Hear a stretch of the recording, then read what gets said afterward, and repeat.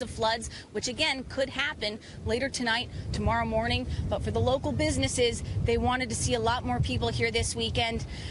The good news for the locals, they're not likely going to get the kind of damage, the worst kind of damage that could have happened. And if they do come out to the beach, you've got a pretty nice empty beach all to yourself. Yeah. And beautiful sunshine at the moment. Not Greg. much consolation for business owners. You know, their economy is so reliant on the summertime income. And boy, when Labor Day comes, I know they just hate to see that. Kristen Fisher in Ocean City, Maryland. Kristen, thanks. Donald Trump courting minority voters and preaching a message of unity during his weekend visit to Detroit. In the meantime, Trump's Democratic opponent, Hillary Clinton, dealing with the growing fallout stemming from the FBI's release of new documents summarizing her interview about her personal email server. Brian Yennis joins us now from our New York City newsroom with all of this. Brian, let's begin with Trump. How did his visit to this African-American church in Detroit go? Well, from the Trump campaign's perspective, it appears it was a success in their eyes. Donald Trump laid out what he calls a new civil rights agenda, speaking in front of a black congregation at the Great Faith Ministries in Detroit yesterday. Trump swayed to worship music and read scripture inside, and he spoke from handwritten prepared remarks about how he's going to deliver jobs in safer neighborhoods, all while delivering a message of unity. We're all created by the same God. We must love each other and support each other, and we are in this all together, all together. I fully understand that the African American community has suffered from discrimination and that there are many wrongs that must still be made right. While he was welcomed inside, outside there were vocal protesters who shouted, "Go home, Trump." Trump also visited the Southwest Detroit home of Ben Carson, who is now an advisor for the campaign. Dr. Carson spoke about how Trump offers an alternative to the black community, which leans heavily Democratic, on Fox News Sunday. Well, thank you. This is a subject about which he cares deeply. And what is going to be accomplished is something that many in the Democrat Party fear, and that is an alternative to, promises that are not kept. Greg, we'll see how that message resonates with the community. All right, let's turn to Hillary Clinton now.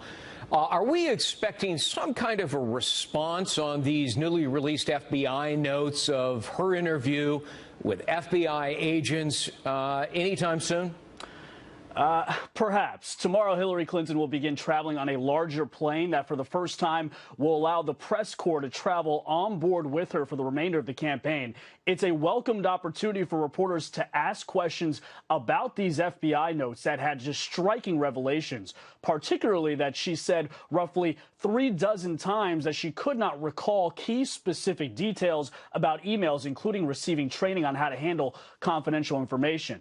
It's been 274 days since she held a press conference. Greg? Yeah, looks like 40 times she said, "I do not recall." We're going to be talking with Susan Ferricchio and our panel about that later this hour. Brian Yennis. Brian, thanks. No problem.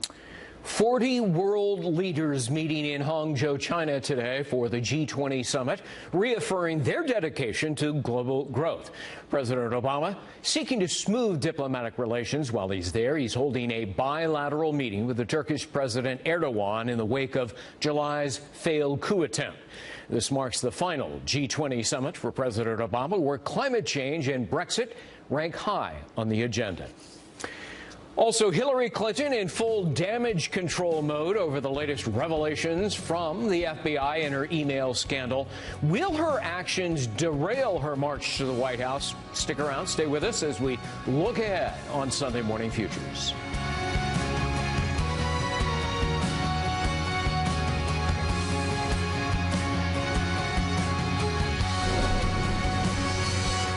Attacks over the completed FBI investigation of her email practices. This after the agency last week released more documents, including notes from their interview with Mrs. Clinton in early July. Susan Ferricchio joins us. She is the chief congressional correspondent for the Washington Examiner. Susan, great to see you. Good morning. What is striking when you read these 60 some odd pages is that Hillary Clinton cannot remember key facts or important events. And in fact, I picked out just a few. We'll put them up on the screen. She could not recall getting security clearance, receiving classified training, using her power to classify, who had access to her emails, that's pretty important, receiving emails that should not be on an unclassified system, security briefings when leaving office. 40 times, Susan, she said, I don't recall, which is the Sergeant Schultz defense from Hogan Heroes. I know nothing, I see nothing, I hear nothing. In her case, I remember nothing. How damaging is this? Right. I think this is a problem for her going forward, because the central theme of her campaign is that she is the most ready and the most competent to become the next president. And so looking through these FBI notes that were revealed, you're seeing a pattern here where she can't remember very key details here. This isn't, what did you have for lunch on this date? This stuff's, this is about the classification system. This is about her training. This is about her use of electronic devices. All these things that, many other people might be able to remember, and she's saying she can't remember. Is this because it's a safer answer? What struck me is that she is confronted by the FBI agents with these emails that show proposed military drone strikes on enemies. And she says, I can't remember these. And then in the same breath, she says, and I didn't realize that was classified. Does that call into question her competence, not just her judgment, but put another way, rank incompetence? Well, and that's where she's leading Trump, really. When it's about trust, the two of them are not trusted. They're about equal in the polls. But it's the competency where she gets ahead of Trump. And now, looking through these notes, you see she's claiming ignorance, or she's saying she didn't know. And it also counters what she said at the outset in March of 2015, when she was very adamant that she understood the classification system and that she never sent classified emails. All of this is a big conflict. So it either looks like she's not telling the truth, she's being disingenuous, or she really didn't understand what she was doing. And also, Greg, that overshadows what she should be doing right now, which is talking about her record as the nation's top diplomat, her time in the White House. She can't talk about any of that because it's all completely overshadowed by this email situation and the drip from the FBI. None of it makes her look good, and well, in particular, it makes her look incompetent. And it's not just that she can't remember anything, but she seems oblivious to the basic duties of her office, uninformed about vital matters. Let me put up another set of bullet points here of things we learned. She was not aware of hardware or software systems, which, by the way, she's using on an hourly basis. Not aware of security concerns with a private email system. Could not give examples of how to classify a document or recognize its classification. She did not realize, as we pointed out, drone strikes were classified. Didn't think about whether military documents should be classified. My goodness. An 8th grade civics student would probably know, military documents probably should be kept secret. Right. It undercuts her whole argument for why she's the better candidate than Donald Trump. And, the Republicans have smartly been going on the attack on this very front. And, of course, we're probably going to hear a lot more about this during the upcoming debates. And interestingly, we've seen the polls tighten. We've seen Trump even a point or two ahead in some national polls. But this is all going to come down to these undecided voters who are in some cases growing in some of the polls. Who do they think can handle the job? That is really what gets down to when people vote. Well, who do they feel more comfortable with? You can just hear Trump and Republicans saying, look, she's America's top diplomat. She has access to the most closely guarded secrets, and yet she seems entirely cavalier, if not unknowing. She hasn't held a news conference in 274 days. Is she hiding because she doesn't have any good answers to what will invariably be tough questions? Well, as long as she's leading in polls, it's a comfortable place for her to be, to just not face the press. If you see her start to tank in the polls and she needs to get out there and defend herself, I think she's going to hold a press conference. I mean, don't forget, Greg, going back to these emails, 30 of the emails I think that she purged, you know, where she said it was all about yoga and wedding planning. 30 of those emails were about the Benghazi terrorist attacks, which were under 2 federal investigations at the time. Right. You know, there's so much that Republicans can drive home and continue to drive home about this issue that will really challenge her competency. And what it does is it prevents her from talking about her record in the State Department. Yeah, and I think that's probably most, you know, that 2 a.m. phone call or 3 a.m. phone call. Susan Ferriccio, thanks very much. Thanks a lot. Donald Trump doubling down on his hardline immigration plan, promising to build that wall, you know, the beautiful wall. We'll hear from an Arizona sheriff on what he thinks it will really take to secure the border. As we look ahead on Sunday Morning Futures, stick around.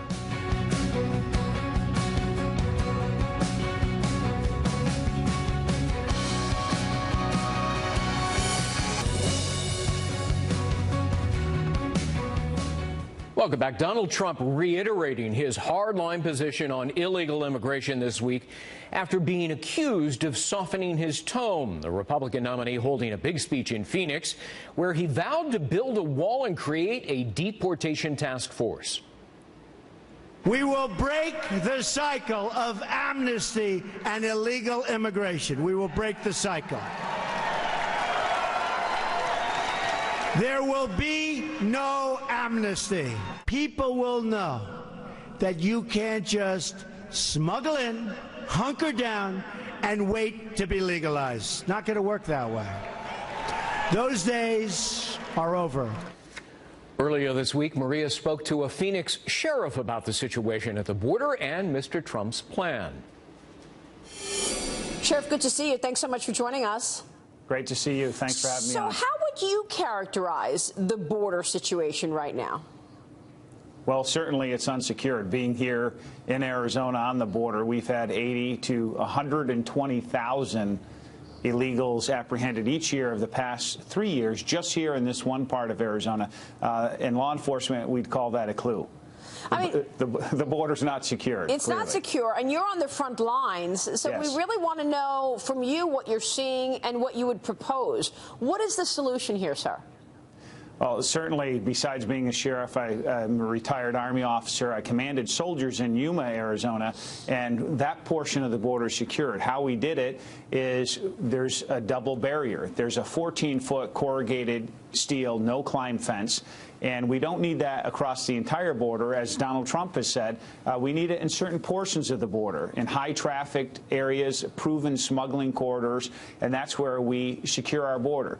Not just because of illegal immigration or the drug cartels that we're fighting, but what about ISIS? What about the terrorist threat? Because if our border is that porous for basic illegals to come across, stands to reason that people who have bad intentions for America can slip across this border. So this is a national security issue. So Donald Trump's making it a top priority. Yeah, it sure is. But do you think the clarity that he has now given will sort of quiet the base and help boost the base in terms of getting behind these plans for immigration?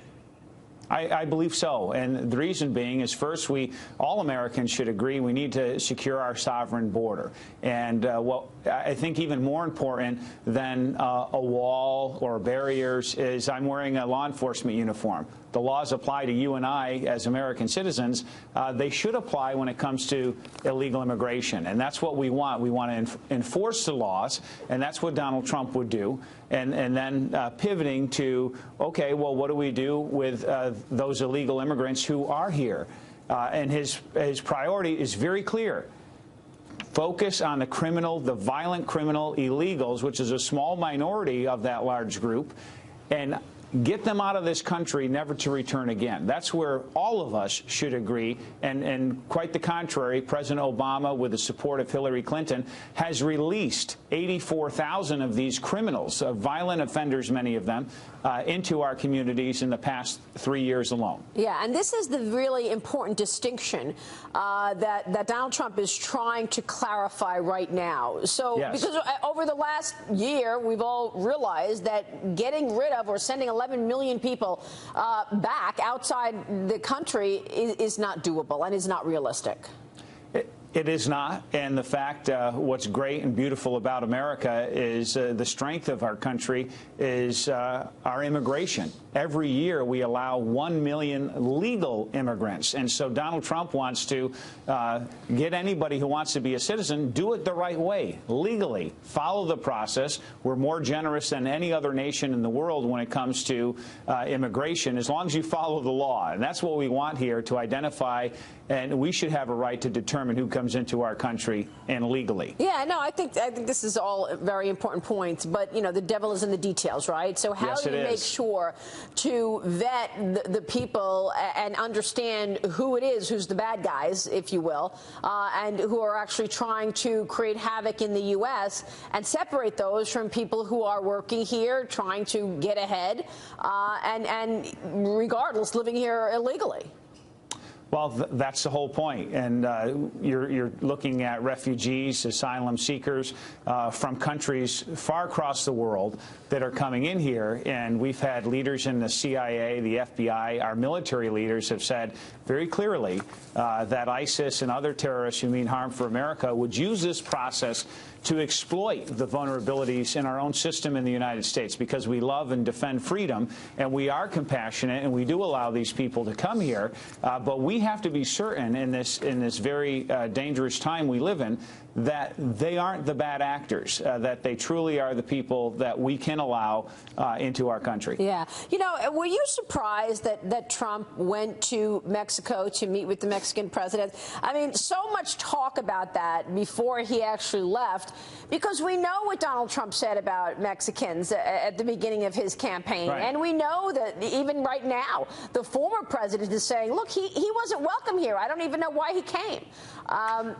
What's your take on this? I think it's fitting. It's appropriate. Look, Mexico is not our enemy here. Right. Mexico is our neighbor. Certainly, Arizona's #1 trading partner, America's top 3, and we have an interest in their success. We want to find ways not only to secure our border, to respect the sovereignty of each nation and our laws. We want them to succeed economically. So whatever we can do, and I think Donald Trump's sincere, is to help Peña and the leaders of Mexico defeat the cartels that have created this instability in their country, where 150,000 plus of their own citizens have been killed in this past decade. That thwarts economic development and job creation, which has really shifted a lot of and created this dire situation for Mexican nationals and Central Americans to come here. So if we can solve those core problems, you have a partner in Donald Trump who's such a successful businessman and who wants success for Mexico. Hey, it bleeds over in their success for us. So we want sovereign borders, and I think that this meeting was very helpful. Sure. You make a lot of good points, Sheriff. Thanks so much for joining us. We appreciate it. Thank you so much. We'll see you soon. Hillary Clinton and Donald Trump preparing for their upcoming debates. But does a third-party candidate have a shot at making it to the stage? As we look ahead on Sunday Morning Futures.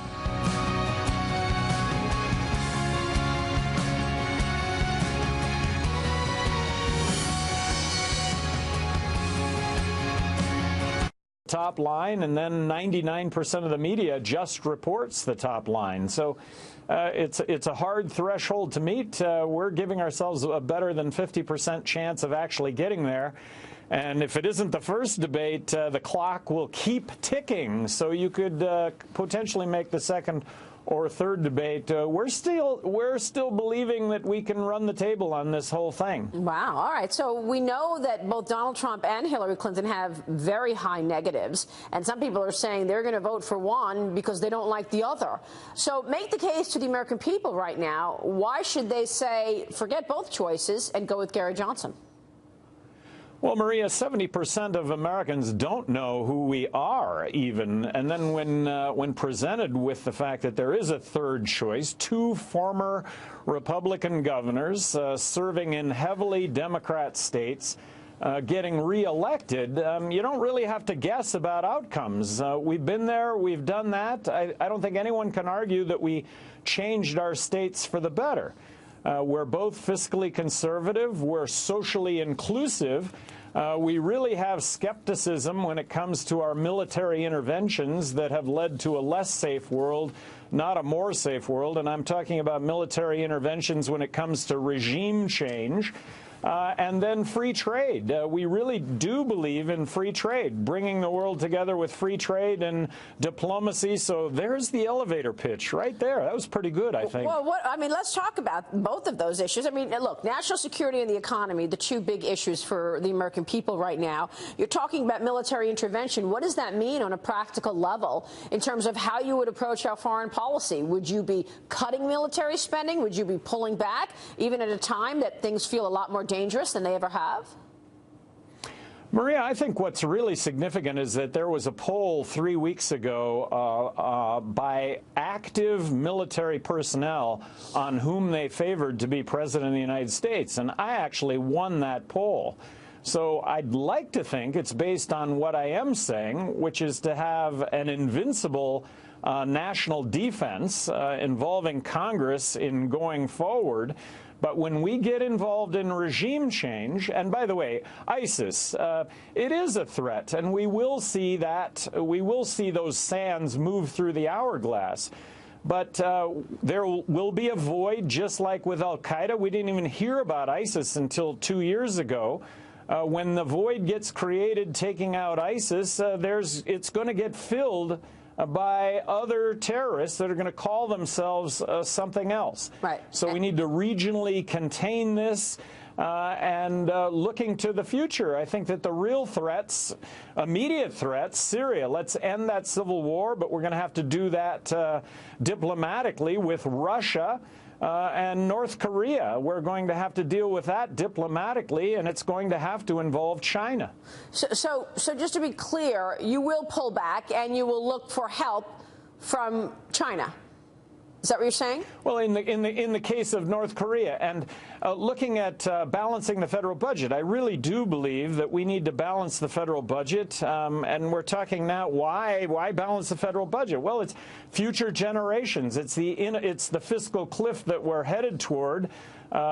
With regard to Medicaid, Medicare, Social Security, all these programs have to be reformed if they are going to be available in the future. And then with regard to the military, the BRAC Commission recommends 25% of U.S. bases. This is the Pentagon itself, basically, with its commission that has said that 25% of U.S. bases can and should be closed, and yet there has not been the political will to do that because Congress, hey, it's all about getting reelected. It's all about bringing home the bacon. If we had term limits, I don't think you would see closing of U.S. bases as an issue. If we had term limits, I don't think we would have a $20 trillion national debt. So just to be clear, the priority is to balance the budget, and that means lowering military spending, cutting some of the programs that are so expensive that are headed for bankruptcy, like Social Security and Medicare. Is that your strategy?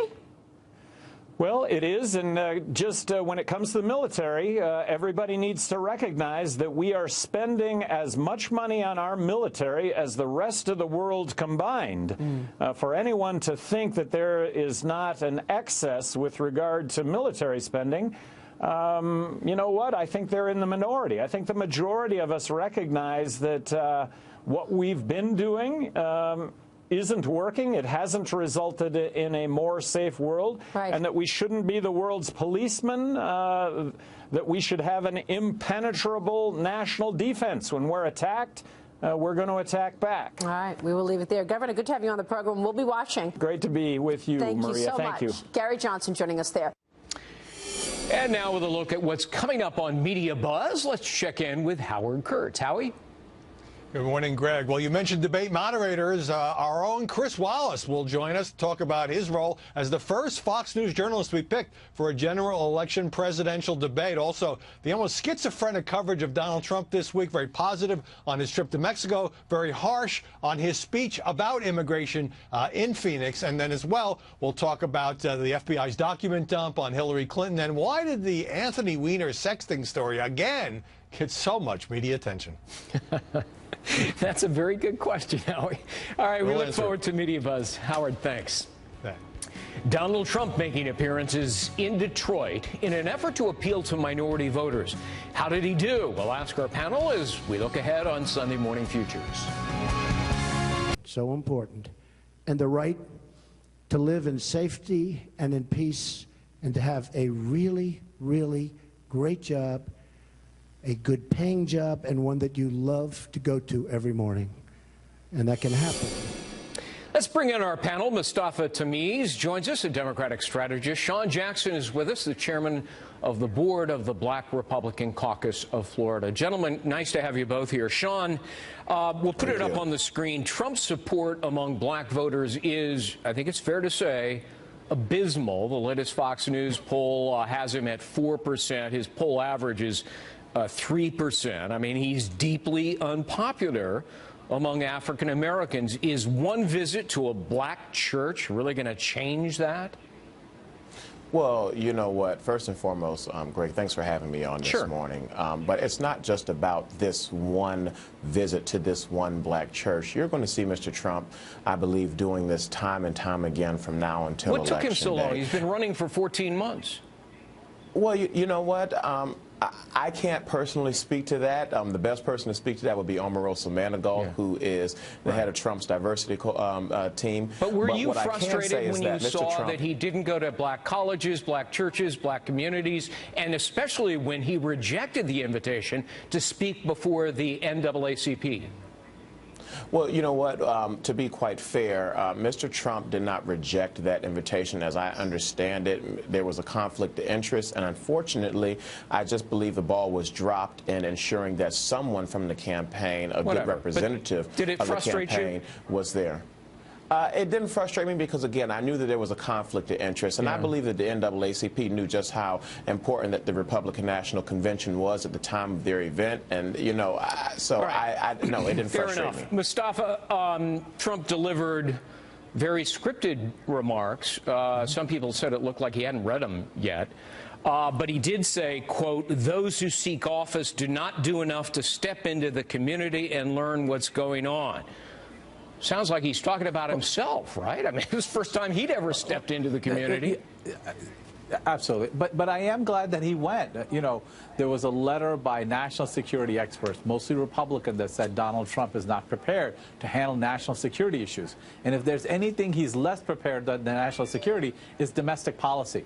And so for him to be in an inner city, and I think for the first time in his campaign, I've heard him say that he actually is going to try to listen, which is helpful. And I think it's good, but others thought it was a charade. In fact, the head of the Detroit NAACP said it was a scam. Detroit's mayor said Trump offered no real solutions. And some people in the congregation said, you know what, he wants something from us, and wouldn't it have been nice if he came to us before he wanted something?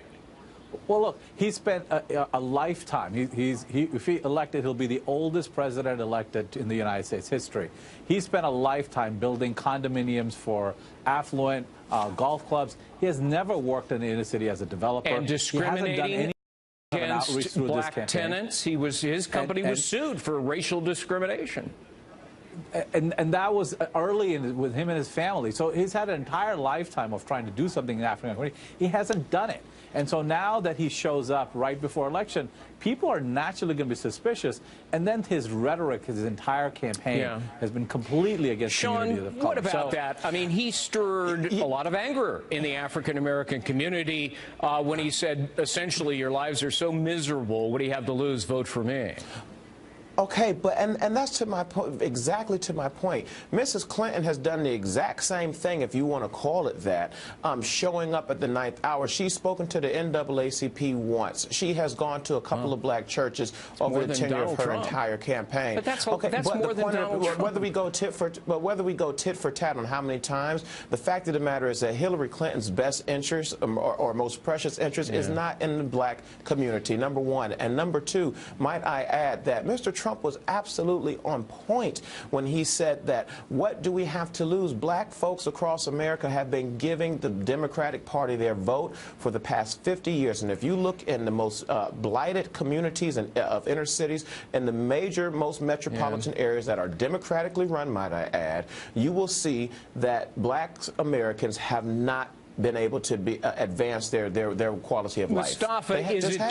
Mustafa, is it too high of a hurdle for him to gain any measurable increase in African-American support? A lot of people, especially African-Americans, hold it against Trump that he claimed for the longest time that the first African-American president wasn't born here, and he also suggested he wasn't qualified to attend Ivy League schools. I mean, people remember that stuff. It's hard to forget it because he's had such a long history of not just saying the wrong things, but really doing the wrong things. And you know, after the last election, there was an autopsy done that talked about what the Republicans need to do in order to gain back trust from African American communities and Latino communities. And Donald Trump has done and said completely the opposite of that, has alienated communities of color from voting for Republicans. And it's a sad thing because we're a two-party nation. And as a Democrat, I'm saying I want a strong Republican Party. Right. Guys, and Donald Trump is weakening the Republican Party by what he says. And he is endangering the fabric of our nation. All right, guys, stick around because we've been talking about Trump in this segment. In the next segment, we'll talk about Hillary Clinton. The FBI releasing files on its investigation of Clinton's private email server.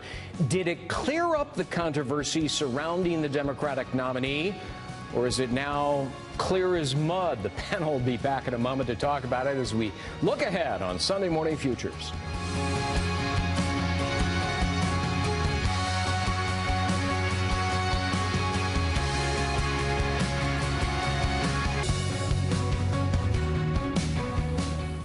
Hillary Clinton's campaign facing some serious questions after FBI notes are made public about the agency's investigation of her private email server. Mrs. Clinton claiming she had little to no training on how to handle classified information. The Democratic nominee saying she relied on the judgment of her staff and other officials. Well, the panel is back to talk about this.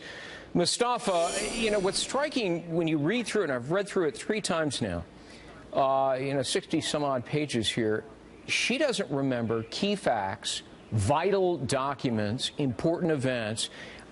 I'm just going to put a few of them up on the screen. She said, I cannot recall getting security clearance, receiving classified training or briefings, using my power to classify, who had access to my emails, receiving emails that should not be on unclassified system, and security briefings when leaving office because of her concussion. Is it more than just a lack of judgment, but incompetence? Well, look, in the last Friday, not this Friday, past Friday, State Department released her calendar, and it showed that she has basically from early morning to late evening, every single day, been out there working for the American public. And these type of issues that have come up in what capacity? Back and forth. What measure of competence has she been doing? As a Secretary of State, she has delivered for this nation. And the questions that were asked by the FBI, she responded truthfully. She talked about things that she's apologized for this. She said that, look, she should not have had that private server. Truthfully. So I think she's done everything she can to answer the questions. If she couldn't recall the way things, 40 times, Sean, she said, I can't recall. I mean, it was really pretty stunning. How damaging could this be to her?